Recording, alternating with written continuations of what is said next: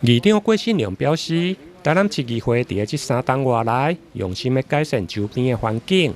伫立美化以外，佮栽种一寡花草、果树等。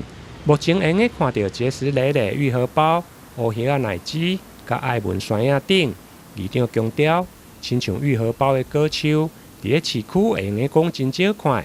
现在伫议会广场周边特看会到，真适合带小朋友前来观赏。台南市议会最近呢，可以说是花草树木果树非常的茂盛。你伫台南市这个市区内底，要讲有当款的愈合包，实在足水的，足少的啦。愈合包啦、山药啦、树葡萄啦、紫薇，现在都开到足好势。在这疫情这么严峻的之下，到户外走走的话，非常的疗愈。